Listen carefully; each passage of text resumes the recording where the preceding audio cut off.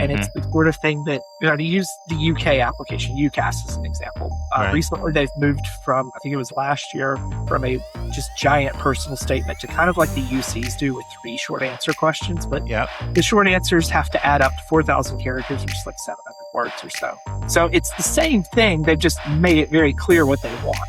And I think it's brilliant because it helps student access. Kevin Newton, our international expert for My Company School Match for You and for our podcast, Your College Bound Kid, he's here to take on another question.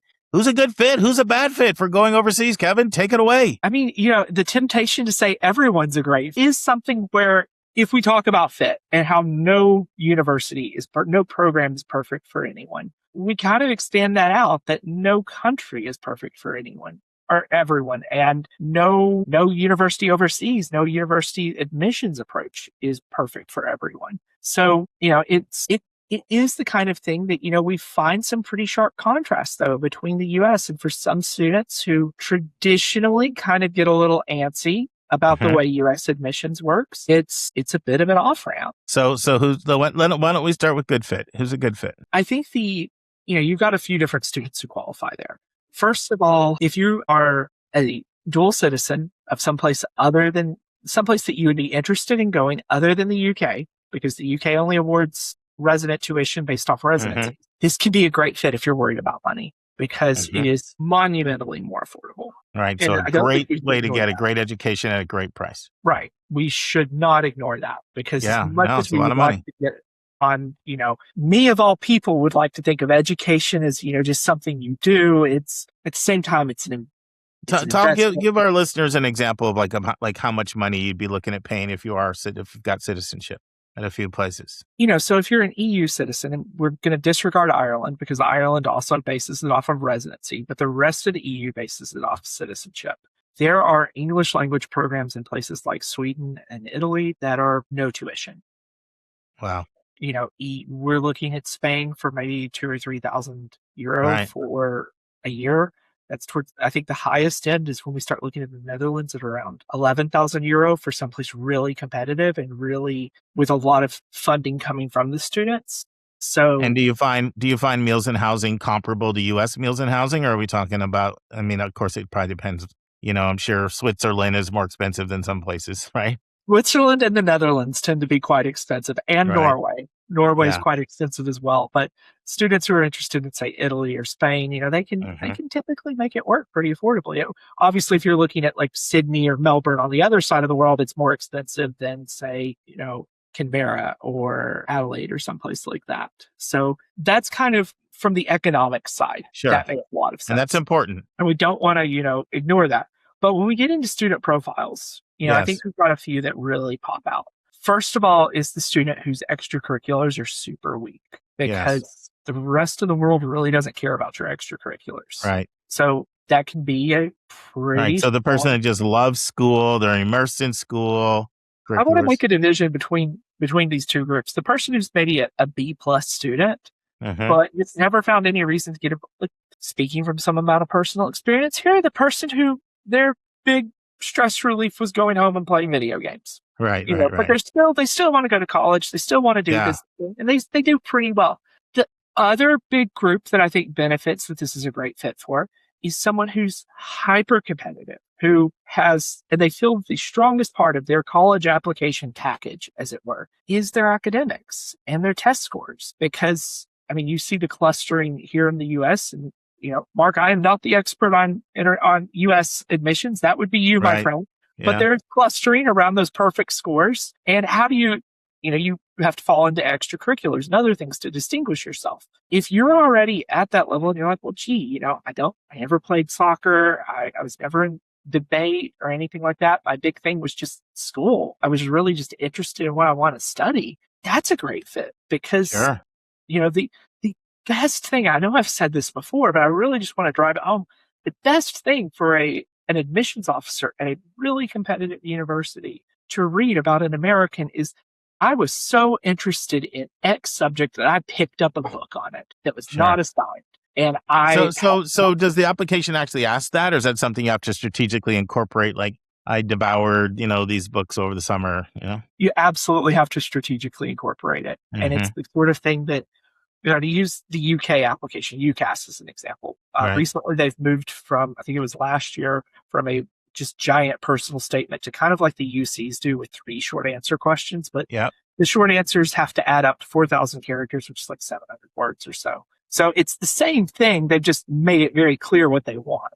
And I think it's brilliant because it helps student access and all this other stuff. But the first question is, what interests you about your chosen field or subject? And I'll use, I guess I'll pick on myself here.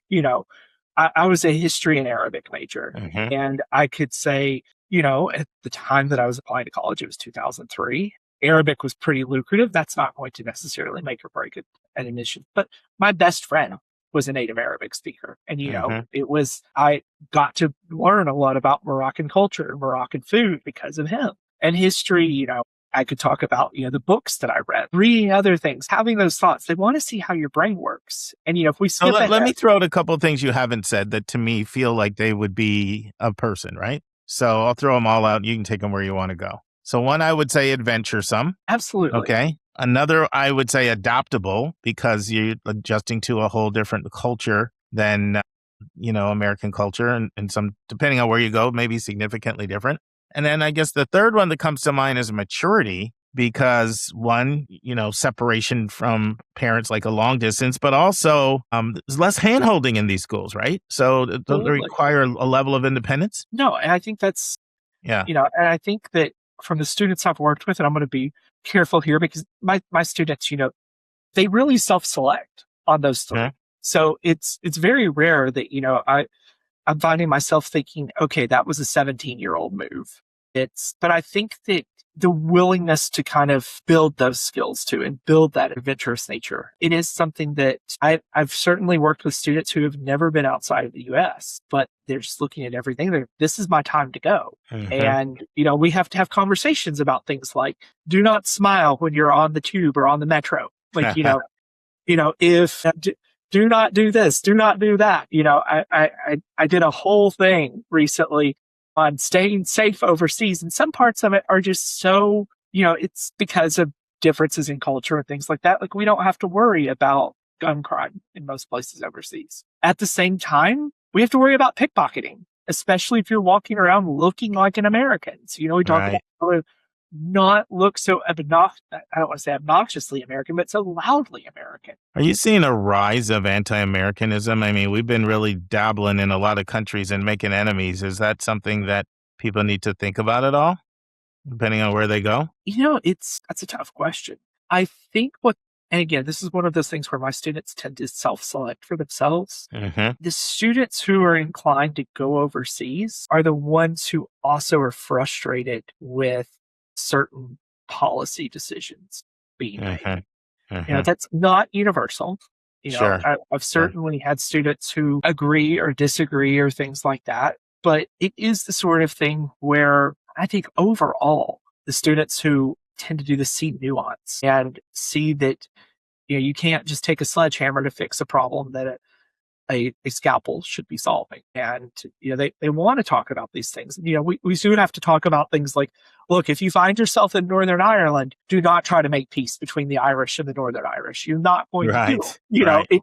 What about people that are just like really curious about other cultures? I would think that would be a big one too. So, I mean, we've already talked about being adventuresome, which kind of fits in that category. Adaptable is a little different. Maturity is a little different, but like just culturally curious. Either there's a part of the world they just feel an affinity to. We've talked about before that could be because of family ties, but it could, I see these students, they just get obsessed with Japan.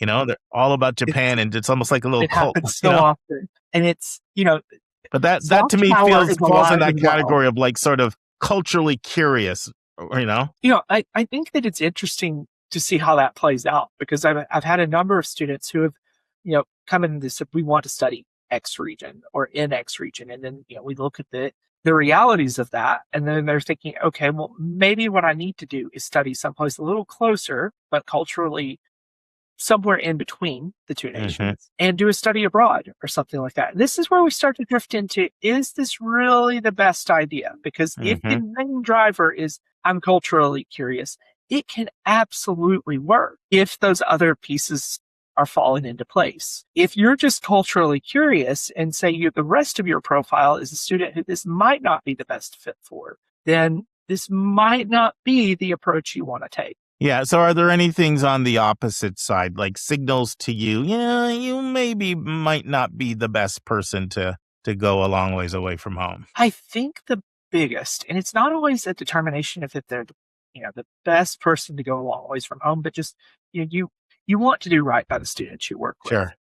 Might not be ready, maybe? Or let's say they're looking at, we've talked a lot about students who are whose academic credentials are off the charts, and Right. how that can really, if their extracurriculars aren't so great, that can limit them in the United States, but it can be a huge asset overseas. The opposite's also true. So if you've got students who have amazing extracurriculars, but their academics are above average, but not shockingly wonderful, you have to ask yourself, are you doing the student a favor by saying, hey, I know you want to be in London, or I know you want to be in Rome. Here's this university that, it's small, it's accredited, but it's small. They're not going to have the same opportunities as, say, this awesome university here in the US where you can do a study abroad and go do all that. But you're going to have, again, be challenged in some very different ways. And it's not that you necessarily steer a student one way or the other, but you want to lay it all out for them and their family and make sure they've got all the pieces, as many pieces of the puzzle before you kind of commit to something. It's kind of, I'm sure you've seen this, the students who will say, well, I went to such and such university, but I got in here. We don't want that. We want it to be, I went to such and such university and that's it. Kev, this has been great, my friend. Always appreciate you coming back and dropping your pearls of wisdom on going to college outside of the country. Really appreciate you, my friend. Thanks again. Always a pleasure, Mark. Take care. Thanks.